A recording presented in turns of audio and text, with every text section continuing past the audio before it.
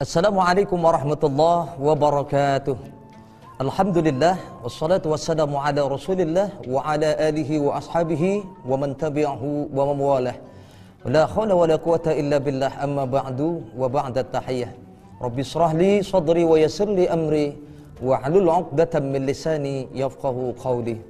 Hadirin pemirsa, Assalamualaikum Nusantara TV One, di mana saja Anda semua berada, yang mudah-mudahan semua selalu dirahmati dan diberkahi hidup kita oleh Allah Subhanahu wa taala. Puji syukur kita haturkan kehadirat Allah Azza wa Jalla. Mudah-mudahan kita semua selalu diberikan kesehatan jasmani dan rohani kita, lalu kemudian kita mampu sempurnakan nikmat itu dengan memperbaiki kualitas keimanan kita. Salawat tering salam semoga selalu tercurah kepada junjungan kita Nabi besar Muhammad sallallahu alaihi wasallam. Kita adalah umat yang begitu dicintai oleh Rasulullah. Maka dari itu Al-Fakir mengajak kepada seluruh jamaah untuk mari sama-sama kita bersolawat kepada Rasulullah, mengawali perjumpaan kita di kesempatan kali ini, agar supaya kita nanti ditandai umat Rasulullah yang banyak hidupnya membaca salawat dan dibangkitkan wajah kita dalam keadaan bersinar. Amin ya rabbal alamin. Allahumma shalli wa sallim wa barik alaihi. Salatullah salamullah ala taha rasulillah.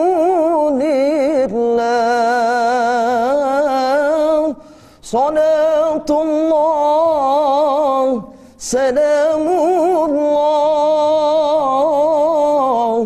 ala yasin habibillah. Tawassalna bismillah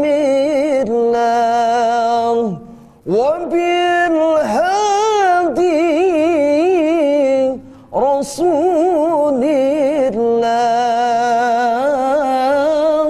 wa kulli mujahidin lillah bi'anil badri ya Allah. Allahumma salli wa sallim wa barik ala Sayyidina Muhammad wa ala ali Sayyidina Muhammad. Hadirin pemirsa, Assalamualaikum Nusantara yang insya Allah semuanya dirahmati oleh Allah Subhanahu wa ta'ala. Kita semua dihadapkan dengan dua pilihan. Hidup kita ini dihadapkan antara dua pilihan setiap ibadah yang kita kerjakan, antara surga ataupun neraka. Yang menjadi pertanyaan adalah, apakah kita pantas menjadi penghuni surga? Dan pertanyaan kedua adalah, apakah manusia yang lemah seperti kita ini siap kalau harus masuk ke dalam neraka yang panasnya luar biasa?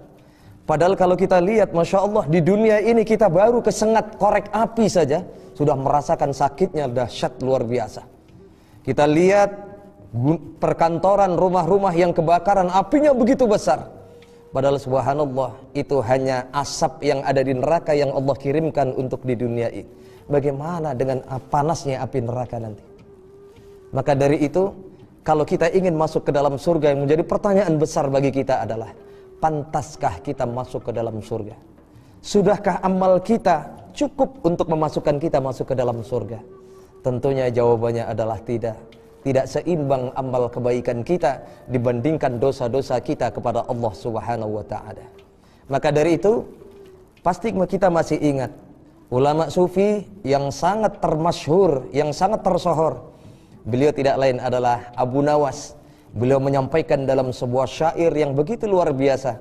Dan kalimat ini pun, syair ini pun merupakan sebuah doa yang beliau panjatkan untuk merayu Allah, mengambil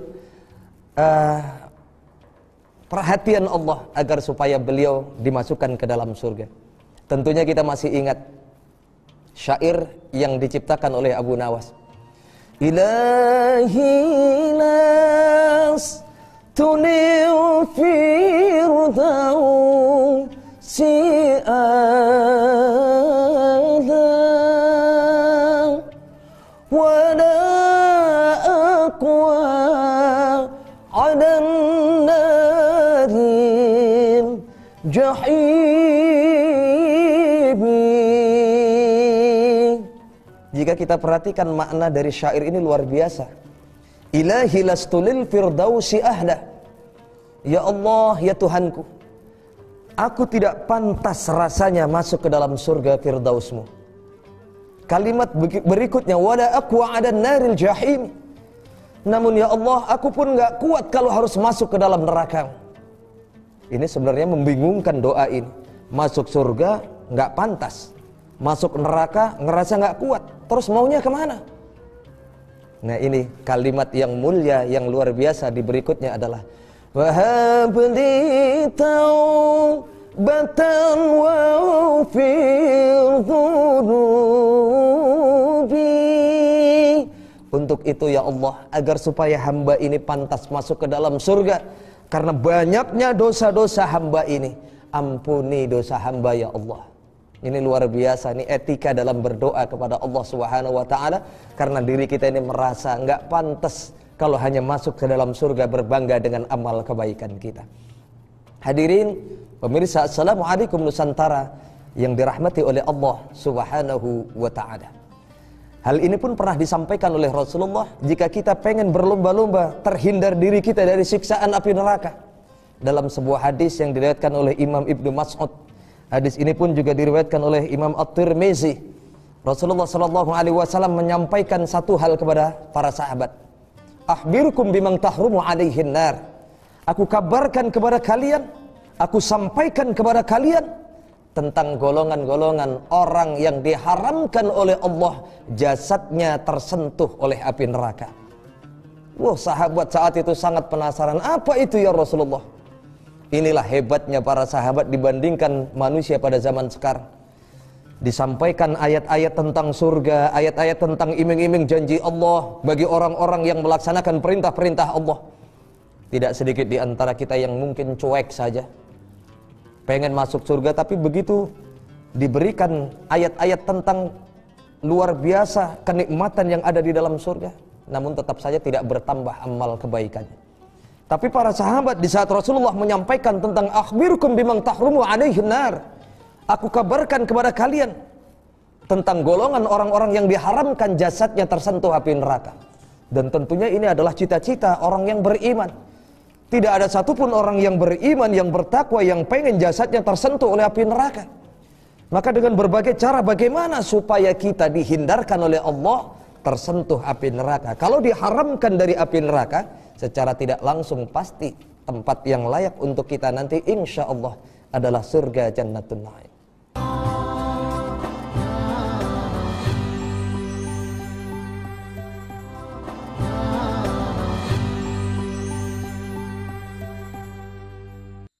Lalu apa rahasia yang disampaikan oleh Rasulullah jika jasad kalian diharamkan masuk ke dalam neraka nanti?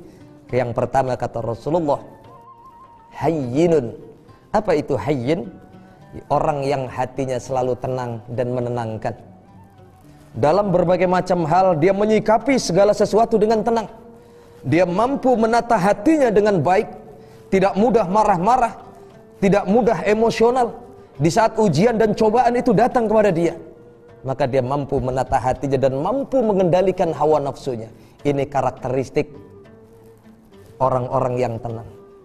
Ini mungkin bisa dikatakan sifat lain dari orang yang sabar. Wabasyiris sabirin alladzina idza asabathum musibah qalu inna lillahi wa inna ilaihi raji'un. Orang yang selalu berserah diri kepada Allah setiap menghadapi ujian dari Allah. Dia yakin ini semua datang dari Allah, makanya dia tenang. Tidak mungkin Allah mencelakakan hambanya. La yukallifullahu nafsan illa wus'aha. Allah tidak akan mungkin menurunkan musibah kepada hambanya, tidak mungkin menurunkan ujian kepada hambanya di luar kadar kemampuan hambanya untuk memikul ujian yang Allah berikan. Mustahil Allah memberikan ujian kepada kita sebagaimana Allah memberikan ujian kepada para nabi dan rasul. Dan sebaliknya enggak mungkin Allah memberikan ujian kepada para nabi, para aulia sebagaimana Allah memberikan ujian kepada rakyat biasa. Semakin tinggi derajat seseorang, maka akan semakin tinggi pula tingkat ujian yang Allah berikan kepada kita. Maka tidak akan mungkin Allah memberikan ujian kepada manusia kalau manusia itu nggak sanggup untuk memikul ujian dari Allah. Maka orang yang hatinya tenang selalu berserah diri kepada Allah. Ini semua musibah dan cobaan datang dari Allah dan pasti akan kembali pula kepada Allah Subhanahu wa ta'ala. Hati-hati, jangan sering kita mengistilahkan innalillahi ini hanya untuk orang yang meninggal saja. Bukan hanya, kalimat ini bukan hanya diperuntukkan untuk orang yang mati saja. Orang yang kehilangan hartanya bisa mengatakan innalillahi wa inna ilaihi raji'un. Orang yang tadinya punya jabatan, pangkat dan kehormatan tiba-tiba hilang jabatannya, nggak punya apa-apa, bisa dikatakan innalillahi, ini jabatan dari Allah dan kembali pula kepada Allah Subhanahu wa ta'ala. Termasuk yang sering umum kita dengar, orang yang meninggal dunia hakikatnya itu juga akan kembali kepada Allah Subhanahu wa ta'ala. Maka ciri-ciri yang pertama, orang yang diharamkan jasadnya untuk tersentuh api neraka adalah orang-orang yang mampu menata hatinya dengan tenang, mampu mengendalikan hawa nafsunya dengan baik, sehingga apapun cobaan yang datang, dia sikapi dengan hati yang lapang. Hadirin pemirsa, Assalamualaikum Nusantara yang insya Allah dirahmati oleh Allah Subhanahu wa ta'ala. Kemudian yang kedua, ciri-ciri yang disampaikan oleh Rasulullah, orang yang diharamkan jasadnya tersentuh api neraka, yang kedua adalah layyin. Apa itu layyin? Orang yang lemah lembut hatinya, lemah lembut tutur katanya, lemah lembut tutur sapa dan perbuatannya. Apa yang keluar dari lisannya tidak mudah menyakiti hati orang lain, tidak suka membentak-bentak orang lain, tidak suka mengucapkan kalimat kasar. Yang keluar dari lisannya selalu tertanam kelembutan, menenangkan hati orang lain. Orang dengerin apa yang dia sampaikan selalu tenang dan adem. Ini karakteristik layyin, orang yang hatinya lembut. Dan dia pun mengamalkan apa yang disampaikan oleh Rasulullah. Apa yang tertanam dalam hati kita, itulah simbol apa yang kita keluarkan. Sebagaimana Rasulullah menyampaikan, ala inna fil jasadi mudghah. Ketahuilah kalian bahwasanya di dalam diri manusia terdapat segumpal daging. Fa idza salahat salahat jasaduhu kulluhum. Apabila baik segumpal daging itu, maka insya Allah akan baik pula seluruh tubuh manusia. Fa idza fasadat fasadat jasaduhu kulluhum. Kalau rusak segumpal daging itu, maka akan rusak pula seluruh organ tubuh manusia. Ala wahiyal qalb. Tahukah kalian apa yang aku maksudkan segumpal daging tadi? Kata Rasulullah, segumpal daging itu tidak lain dan tidak bukan adalah hati yang ada di diri kita ini. Jika hati kita baik, jika hati kita lembut, maka insya Allah apa yang keluar dari lisan kita cenderung baik dan lembut. Karena di dalam diri kita tertanam kelembutan, hati kita yang paling dalam ini tertanam sebuah kelembutan. Tidak mudah mencaci maki orang, tidak pernah menyinggung perasaan orang lain. Ini adalah karakteristik layyin. Dan hal ini pun pernah dalam sebuah kisah, seorang yang namanya diagungkan oleh Allah, dimuliakan oleh Allah Subhanahu wa ta'ala. Ada beberapa nama yang diagungkan oleh Allah Subhanahu wa ta'ala sampai namanya dijadikan sebagai nama surat di dalam Al-Quran. Ada seorang perempuan yang namanya dimuliakan oleh Allah menjadi surat di dalam Al-Quran. Beliau adalah Siti Maryam, dijadikan surah Maryam. Ada lagi seseorang yang dimuliakan oleh Allah namanya dijadikan surah di dalam Al-Quran. Beliau adalah Luqmanul Hakim. Apa kehebatan Luqmanul Hakim ini sampai-sampai Allah memuliakan, sampai namanya diukir di dalam Al-Quran menjadi sebuah surah. Ini salah satu kisah yang sangat populer yang pernah dialami oleh Luqmanul Hakim ketika beliau pernah menjadi seorang budak. Majikannya pernah memerintahkan kepada Luqmanul Hakim, Luqman, ta'ali ya Luqman, kemari Luqman. Labbaik, baik tuan, ada apa? Luqman, ini ada seekor kambing. Sembelihlah seekor kambing ini Luqman. Namun permintaanku satu. Nanti setelah engkau sembelih daging ini, engkau cacah daging ini, aku minta satu hal. Berikan kepadaku 2 daging yang terbaik menurutmu yang ada dalam kambing ini. Baik tuan, saya akan sembelih kambing ini dan aku akan berikan 2 daging yang terbaik sesuai dengan keinginan. Disembelihlah kambing ini oleh Luqmanul Hakim, yang kemudian dipilih 2 daging yang terbaik yang ada dalam organ tubuh kambing ini. Kemudian dipilihlah 2 daging permintaan majikannya ini, diberikan kepada majikannya, yang tidak lain 2 daging ini adalah lidah dan hati. Oh, ini menurutmu Luqman daging yang terbaik? Iya Tuan. Tidak lama waktu berselang, hari berganti, majikannya ini kembali memerintahkan kepada Luqmanul Hakim, Luqman, ini ada 1 ekor kambing lagi, sembelih Luqman. Kali ini aku minta tolong berikan daging yang terburuk menurutmu yang ada dalam kambing ini. Oh begitu Tuan. Baik, akan aku sembelih dan aku berikan daging yang terburuk sesuai dengan keinginanmu. Disembelihlah seekor kambing ini, dan kemudian dicacah, dipisahkan daging-dagingnya oleh Luqmanul Hakim. Diberikan 2 daging yang terburuk menurut Luqman, diberikan kepada majikannya. Apa yang diberikan oleh Luqmanul Hakim yang kedua ini? Ternyata masih sama dengan yang pertama. Luqmanul Hakim memberikan daging hati dan daging lidah. Hal inilah yang membuat majikannya bertanya kepada Luqman, Luqman, kenapa engkau memberikan 2 daging yang sama dengan 2 permintaan yang berbeda? Apa jawaban Luqmanul Hakim? Tuan, 2 organ tubuh yang aku berikan kepada engkau ini adalah simbol pelajaran untuk kita semua. Selamat tidaknya hidup kita ini ditentukan dari 2 organ tubuh ini. Jika hati kita baik, maka insya Allah apa yang keluar dari lisan kita pun akan baik.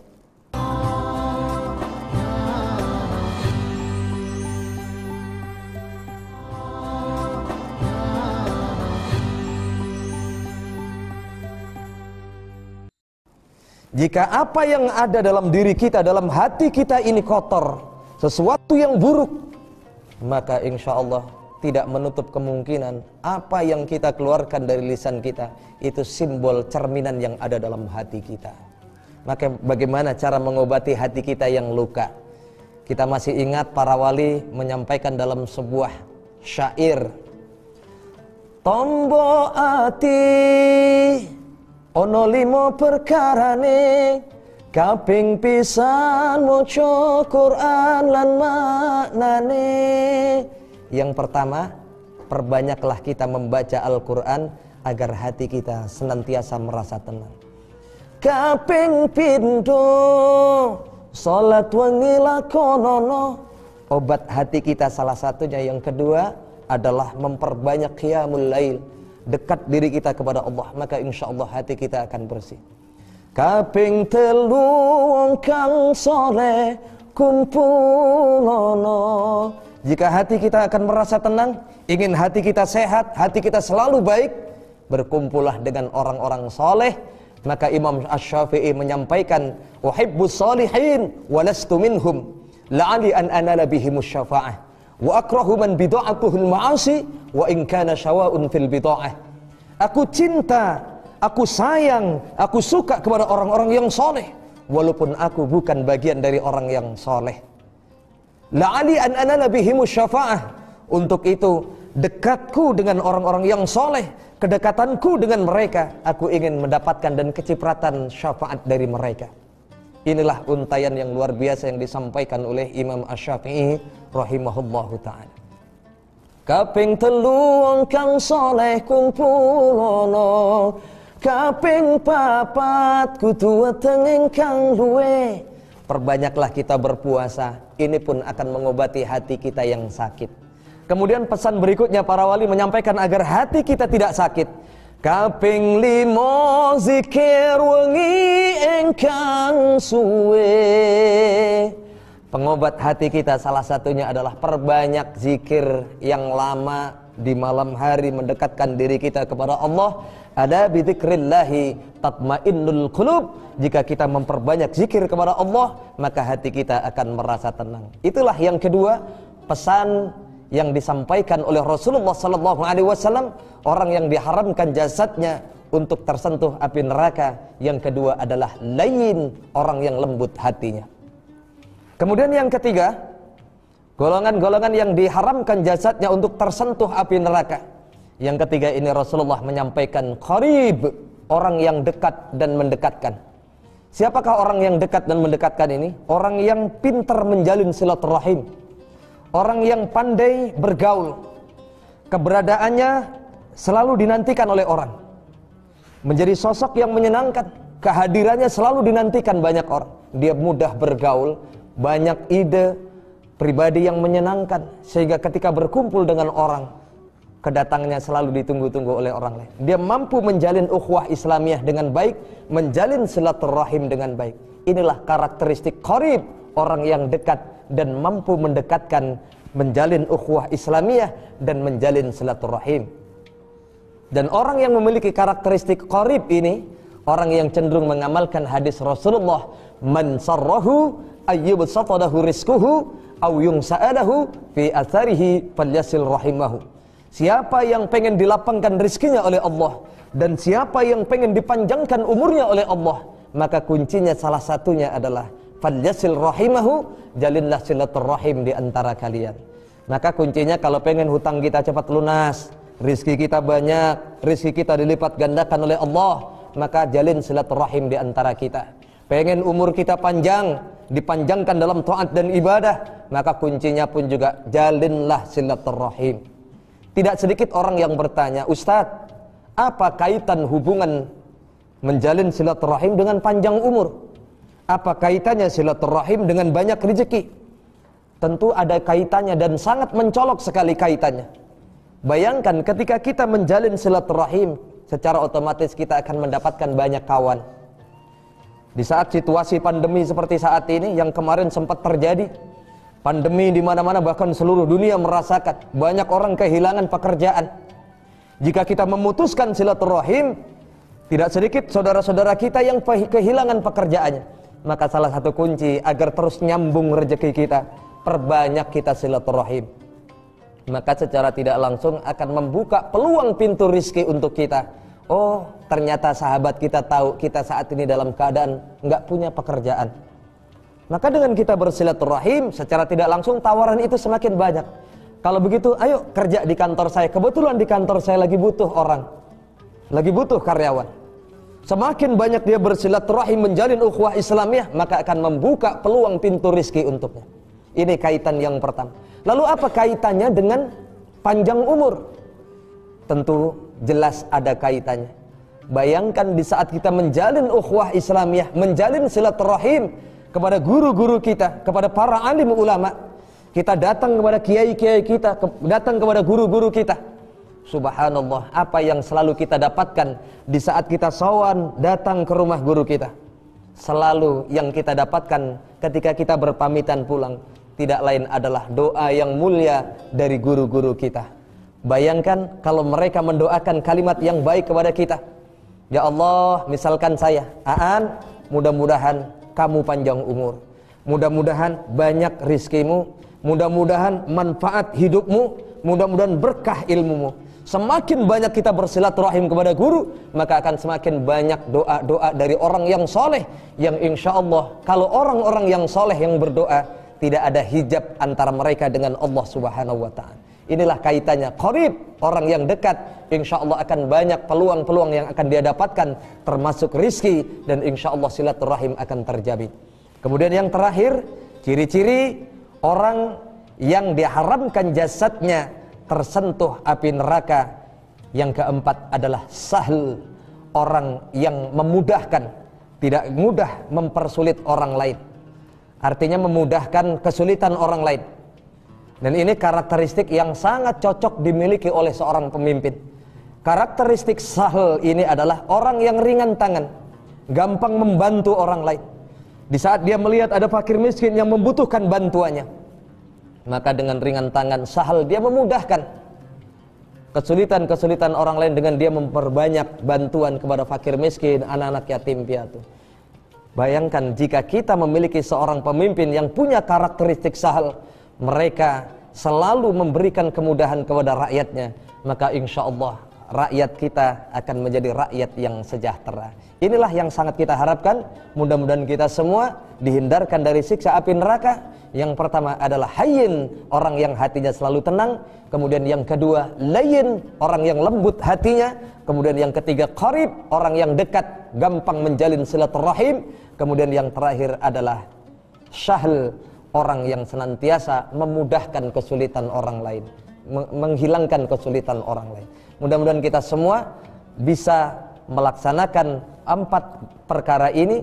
Yang 4 perkara ini insya Allah akan menjadi satu wasilah bersama-sama kita masuk ke dalam surganya Allah. Amin ya rabbal alamin. Kurang lebihnya mohon maaf. Hadanallahu ila siratal mustaqim wallahu muwaffiq ila aqwamit thariq wal afu minkum. Wassalamu alaikum warahmatullahi wabarakatuh.